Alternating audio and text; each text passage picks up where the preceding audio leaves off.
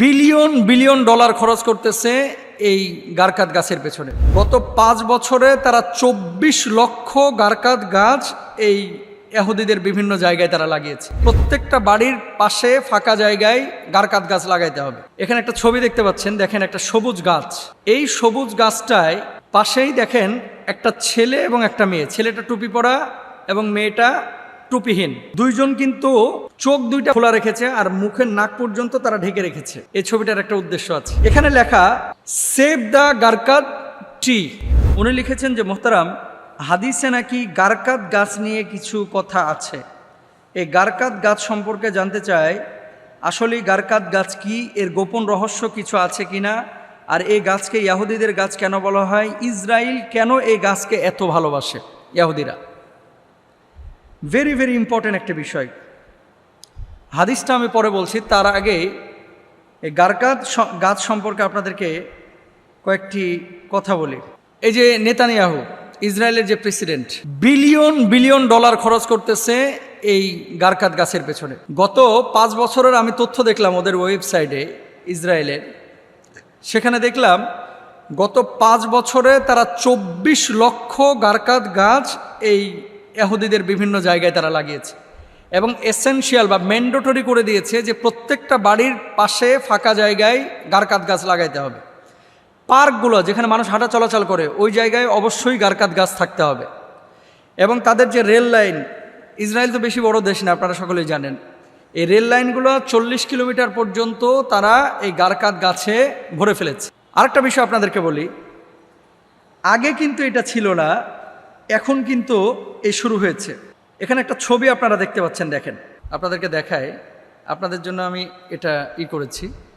এখানে একটা ছবি দেখতে পাচ্ছেন, দেখেন একটা সবুজ গাছ।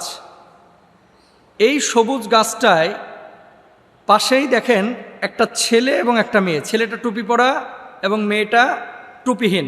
এখানে সবুজ একটা গাছ দেখতে পাচ্ছেন, এটা কিন্তু ইসরায়েলের মানে একটা সাইট থেকে নেওয়া। এই যে সবুজ গাছটার নিচে একটা ছেলে টুপি পরা, একটা মেয়ে টুপি ছাড়া, দুইজন কিন্তু চোখ দুইটা খোলা রেখেছে আর মুখের নাক পর্যন্ত তারা ঢেকে রেখেছে। এই ছবিটার একটা উদ্দেশ্য আছে। কি উদ্দেশ্য পরে বলতেছে। এখানে লেখা সেভ দ্য গারকাত ট্রি, সেভ দ্য গারকাত ট্রি। মজার বিষয় হচ্ছে, হাদিসের ভাষ্য অনুসারে এই গাছটাকে বলা হয়ে থাকে অভিশপ্ত গাছ। এই গাছটা হচ্ছে ইহুদিদের গাছ। খ্রিস্টানদের ধর্মমতেও এই গাছটা হচ্ছে অভিশপ্ত গাছ। মুসলমানরা এই গাছটাকে পছন্দ করে না, খ্রিস্টানরাও পছন্দ করে না, কিন্তু ইহুদিরা এই গাছটাকে ভালোবাসে। ইদানিং ইহুদিরা ইউরোপের বিভিন্ন দেশে, পশ্চিমা বিশ্বের বিভিন্ন দেশে ক্যাপ বেচতেছে। এই ক্যাপের মধ্যেও লেখা সেভ দ্য গারকাত ট্রি, গেঞ্জির মধ্যে লেখা সেভ দ্য গারকাত ট্রি, তারপরে আপনার ঘড়ির মধ্যে সেভ দ্য গারকাত ট্রি, তারপরে তারা তাদের প্যান্টের মধ্যে সেভ দ্য গারকাত ট্রি, ক্যাপের মধ্যে সেভ দ্য গারকাত ট্রি। বেচতেছে কয় টাকায় জানেন? একটা ক্যাপ 10 পাউন্ডে বেচা হচ্ছে, একটা গেঞ্জি 30 পাউন্ডে বেচা হচ্ছে। এমনও আছে যে একটা প্যান্ট তারা 40 পাউন্ড, 50 পাউন্ড, 60 পাউন্ড পর্যন্ত বিক্রি করতেছে। তো সেভ দ্য গারকাত ট্রি, সারা বিশ্বের বুকে এত গাছ থাকতে এই গাছটাতে তাদের নজর কেন? এবার আসেন হাদিসে। আল্লাহ রাসূল সাল্লাল্লাহু আলাইহি ওয়াসাল্লাম হাদিসের মধ্যে কি বলেছেন দেখেন। রাসূল আকরাম সাল্লাল্লাহু আলাইহি ওয়াসাল্লামের একটি হাদিস, যে হাদিসটি হযরতে আবু হুরায়রা রাদিয়াল্লাহু তাআলা আনহু থেকে বর্ণিত।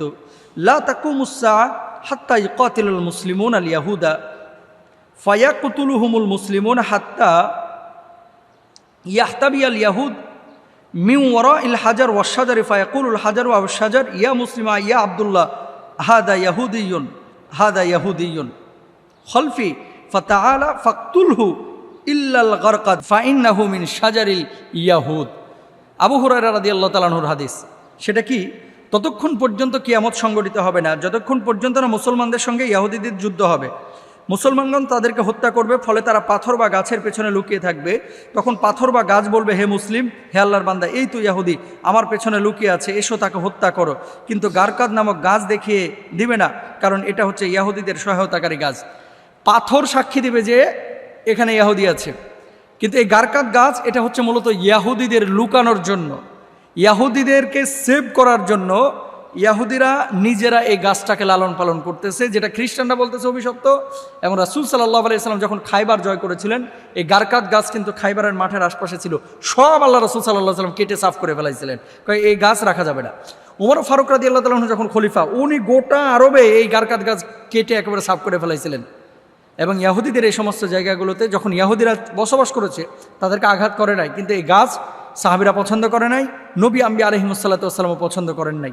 সুতরাং গারকাত গাছের এই গোপন রহস্য, এটা মূলত রাসূল সাল্লাল্লাহু আলাইহি ওয়াসাল্লাম বলছেন কি, তোমার হাতে যদি একটা গাছ থাকে, এমন অবস্থায় দেখছো কিয়ামত শুরু হয়ে গেছে, গাছটাকে রোপণ করে দাও। কারণ কি, গাছ লাগানো অনেক সওয়াবের কাজ, কিন্তু গারকাত গাছ না, ফলজ গাছ, অন্য অন্য ছায়াদানকারী গাছ, যে কোনো গাছ আপনি লাগাবেন, সাদাকায়ে জারিয়া সওয়াব পাবেন ইনশাআল্লাহ। আল্লাহ তাআলা আমাদের বোঝার তৌফিক দান করুন। আসসালামু আলাইকুম।